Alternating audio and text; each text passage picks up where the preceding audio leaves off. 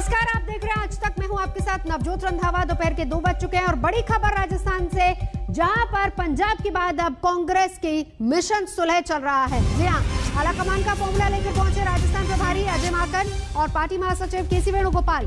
दोनों ने कांग्रेस के विधायकों के साथ बैठक की है। सभी विधायकों को 28 जुलाई को जयपुर में रहने के लिए कहा गया है। 28 जुलाई को गहलोत कैबिनेट के विस्तार की भी खबर है। अब देखना यह है कि सचिन पायलट खेमे को क्या मिलता है और पायलट की नाराजगी कैसे दूर की जाती है।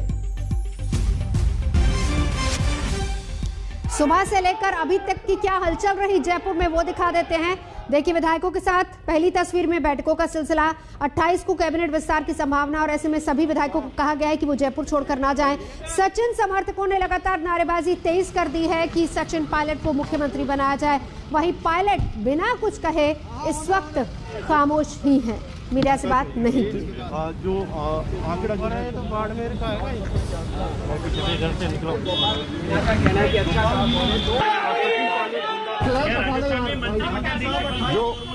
जो मंत्रिमंडल की चर्चा हमारे जिला कांग्रेस कमेटी के अध्यक्षों की चर्चा, हमारे बोर्ड कॉर्पोरेशन के अंदर जो पॉलिटिकल नियुक्तियों की चर्चा है, ये सब चीजों की चर्चा हम लोगों से कर रहे हैं। मैं सिर्फ एक बात कहना चाहता हूं कि सब लोगों ने एक स्वर में ये कहा है कि जो केंद्र आला कमान जो तय करेगा वो हमें मंजूर है। सब लोगों ने एक स्वर में कहा और हम लोग बहुत जल्द इन सब चीजों के ऊपर हम लोग फाइनल फैसला करेंगे, क्योंकि कहीं पर भी कोई अब हम लोगों को कोई किसी भी प्रकार से विरोधाभास नजर नहीं आता। सब लोग एक स्वर से और एक मत हैं इसके अंदर, और बहुत जल्द हम लोग आपको इसके बीच में इसके बारे में हम बताएंगे।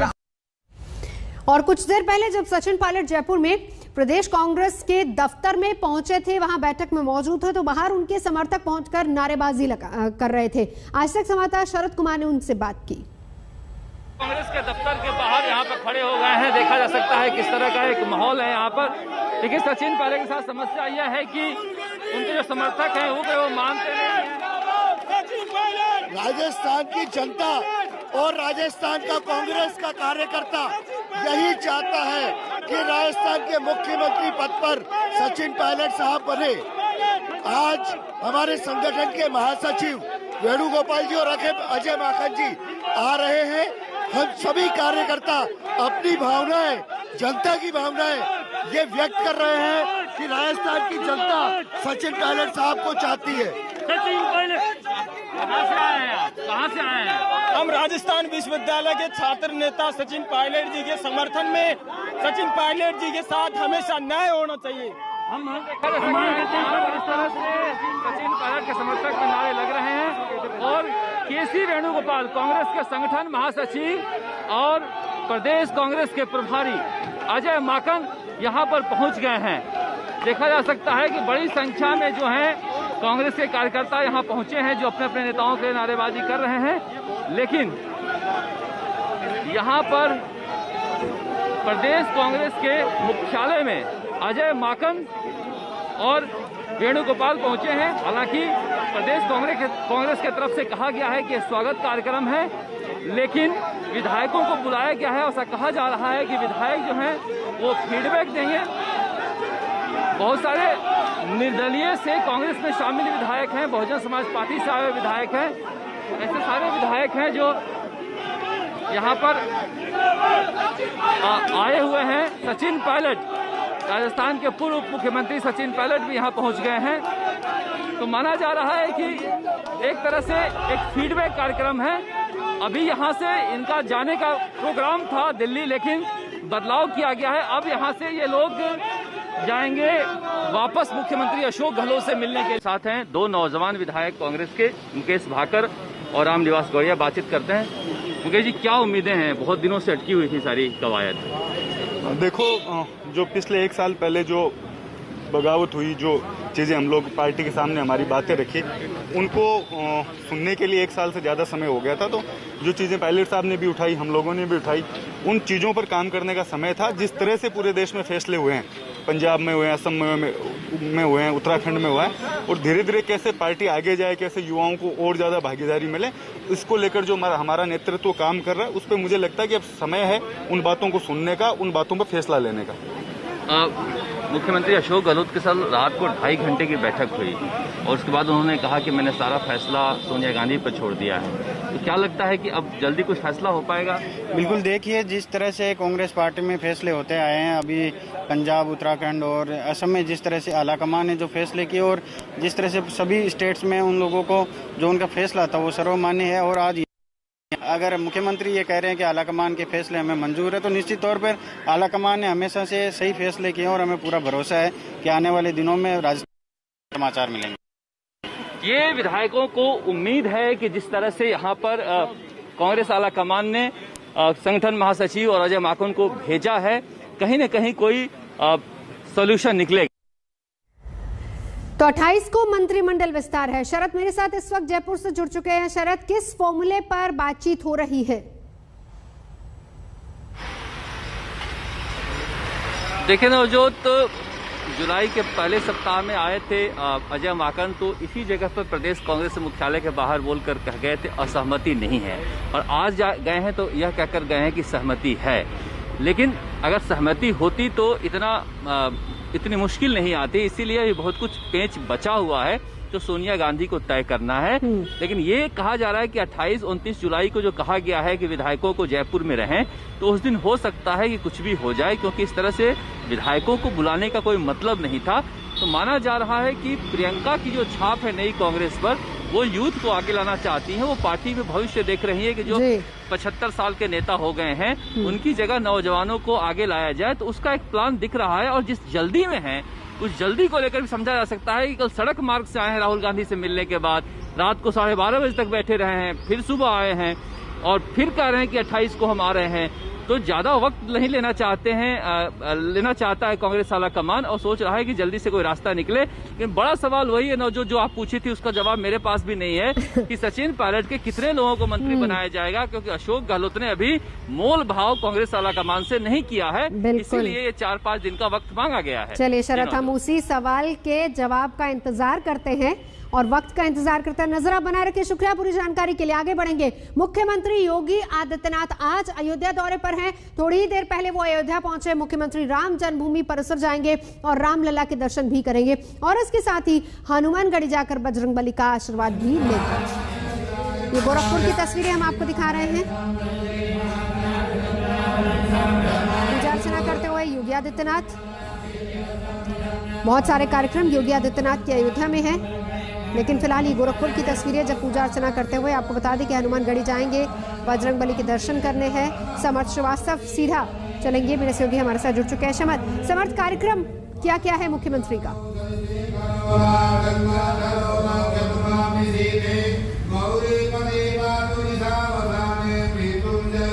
समर्थ, मेरी आवाज आप तक आ रही है?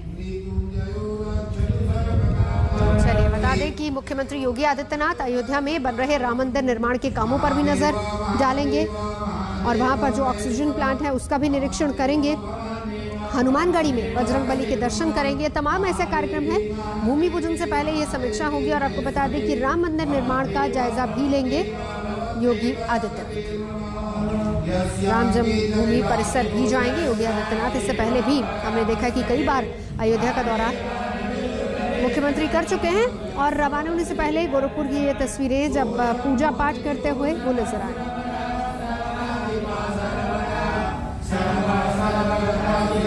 ऑक्सीजन प्लांट जो वहां पर लगाया गया है उसका निरीक्षण करेंगे। तमाम ऐसे कार्यक्रम है। हनुमानगढ़ी जाएंगे जहां पर बजरंगबली का आशीर्वाद भी लेंगे, दर्शन भी करेंगे। राम मंदिर निर्माण का भी जायजा लेना है। ये सारे कार्यक्रम योगी आदित्यनाथ के। सीधा चलेंगे, समर्थ श्रीवास्तव मेरे साथ इस वक्त जुड़ चुके हैं। जी समर्थ, क्या क्या और कार्यक्रम रहेंगे मुख्यमंत्री के वहां पर? देखिए, सीएम योगी आदित्यनाथ का एक बहुत अहम दौरा है। सबसे पहले वो दशरथ मेडिकल कॉलेज यहाँ पर आएंगे, निरीक्षण करेंगे, ऑक्सीजन प्लांट्स को देखेंगे। इसके बाद सीधे सीएम योगी आदित्यनाथ जाएंगे हनुमानगढ़ी में बजरंगबली के दर्शन के बाद रामलला परिसर में पहुंचेंगे, उनका आशीर्वाद लेंगे। उसके अलावा लॉ एंड ऑर्डर सिचुएशन का भी जायजा लेंगे, क्योंकि 29 अगस्त को रामनाथ कोविंद जो प्रेसिडेंट हैं उनको आना है, तो उसको लेकर भी जायजा लेंगे। हालांकि ये जो विजिट है ये बहुत अहम मानी जा रही है, क्योंकि एक दिन पहले ही सतीश चंद्र मिश्रा जो बसपा के नेशनल जनरल सेक्रेटरी हैं वो यहाँ से आए थे और एक तरह से बसपा ने शंखनाद कर दिया था अपनी चुनावी रण का। तो उसको देखते हुए योगी आदित्यनाथ एक मैसेज देना चाहते हैं, भाजपा एक मैसेज देना चाहती है कि भाजपा के लिए अयोध्या कितनी प्रिय है। लगभग 20 से ज्यादा दफा सीएम योगी आदित्यनाथ जब से सीएम बने हैं वो अयोध्या रामनगरी में आ चुके हैं। आखिर में वो पर्यटन विभाग में जाएंगे, अधिकारियों के साथ मीटिंग करेंगे, राम टेम्पल जो कंस्ट्रक्शन चल रहा है उसको कहां तक पहुंचा है, क्या गड़बड़ियां हो रही हैं, क्या चीजें हो रही हैं, उन सब चीजों का जायजा लेंगे। इसके अलावा और चीजें बेहतर कैसे अयोध्या में हो, डेवलपमेंट कैसे हो, उसको भी देखेंगे। और उसके बाद लगभग 4:15 के बाद वो यहाँ से अयोध्या से निकल जाएंगे। कुल मिलाकर 4 घंटे 15 मिनट वो अयोध्या में रहने वाले हैं। तो ओवरऑल जो ध्यान जो भाजपा का कहें, यूपी सरकार का कहें, सीएम योगी आदित्यनाथ का कहें, वो अयोध्या पर है। और ये आज जो आ रहे हैं ये क्लियर संदेश दे रहे हैं उन पार्टीज को जो अयोध्या या शायद रामलला के नाम पर जो राजनीति भाजपा के मुताबिक हो रही है उसको लेकर एक संदेश है। क्योंकि जब एक दिन पहले सतीश चंद्र मिश्रा यहाँ पर आए और लगभग 55 मिनट का उनका भाषण जो रहा, उन्होंने रामलला के बारे में जिक्र किया उस बसपा पार्टी ने जिसने कभी भी इससे पहले राम मंदिर के मुद्दे पर मुखर कर बोला भी नहीं था। तो भाजपा ने इस पर आपत्ति भी जताई थी। और आज का जो ये सडन दौरा है, आपको बताऊं प्लानिंग पहले से इस दौरे की नहीं थी, कल एट रैंडम ये दौरा डिसाइड हुआ कि सीएम योगी रामनगरी आएंगे और आज वो आ चुके हैं। और कुछ ही क्षणों में मैं जहां मौजूद हूं दशरथ महल में, कुछ ही क्षणों में सीएम योगी आदित्यनाथ यहां पर आएंगे, संबोधन करेंगे और यहाँ के जरिए एक मैसेज देने का प्रयास करेंगे कि भाजपा के लिए अयोध्या रामनगरी बिल्कुल जरूरी है। नजरा बना रखिए, शुक्रिया समर्थ। आगे बढ़ेंगे। अश्लील केस के फंदे में फंसे राज कुंद्रा पर जांच का फंदा अब कसता जा रहा है, क्योंकि मुंबई पुलिस की क्राइम ब्रांच ने एक्ट्रेस गहना वशिष्ठ को पूछताछ के लिए बुला लिया है। पुलिस ने राज कुंद्रा के दफ्तर में से गुप्त तिजोरी भी बरामद की है, जिसमें कई सीक्रेट्स मिलने की बात कही जा रही है। सौरभ अख्तानिया हमारे साथ इस वक्त जुड़ चुके हैं। सौरभ, जानना चाहेंगे कि सबसे बड़ी बात तो तिजोरी से क्या मिला है और दूसरी बड़ी बात कौन कौन से ऐसे लोग हैं जिनको समन किया गया है पूछताछ के लिए?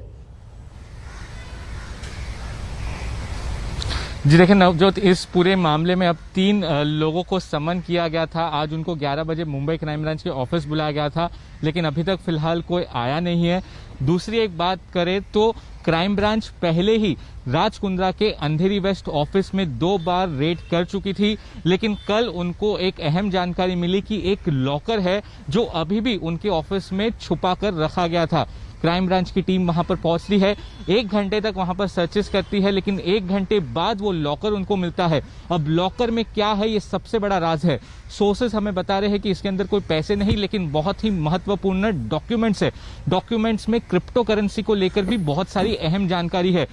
पुलिस का कहना है कि राज कुंद्रा इस पोर्नोग्राफी रैकेट से करोड़ों की कमाई कर रहे थे और ये सारा पैसा जो है वो विदेशों में जाता था और एक चैनल थ्रू वापस उनके अकाउंट में आता था। तो किस तरीके से इस प्रॉपर चैनलाइज वे से पैसा वापस राज कुंद्रा को आता था, ये मुंबई पुलिस जांच कर रही है। अब देखिए, राज कुंद्रा तो मुंबई पुलिस के साथ कोऑपरेट नहीं कर रहे हैं इन्वेस्टिगेशन में, लेकिन कल पुलिस को एक बड़ी सफलता सामने आई है, क्योंकि राज कुंद्रा के ऑफिस में काम करने वाले 4 लोग उनके सामने आए हैं और वो अब विटनेस के तौर पर इस पूरे मामले में सामने आए हैं। नवजोत अब ये पूरा राज खोलेंगे कि किस तरह से राज कुंद्रा का ये पूरा बिजनेस चल रहा था, मनी ट्रेल क्या था, ट्रांजैक्शन कैसे होते थे, क्या क्या बिजनेस डील होती थी, ये सारी जानकारी ये 4 एम्प्लॉय देंगे।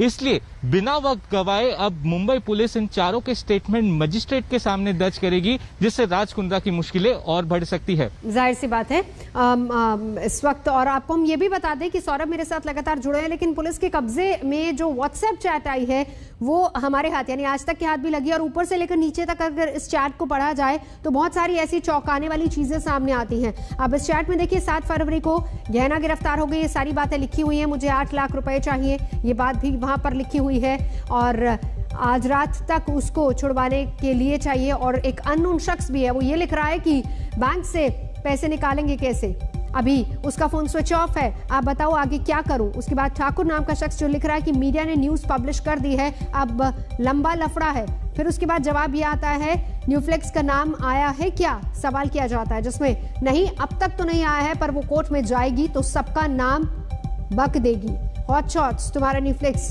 निकालना तो पड़ेगा ही उसको, वरना पता नहीं ये मुसीबत क्या मोड़ लेगी। ये सारी चैट है जो सामने आई है।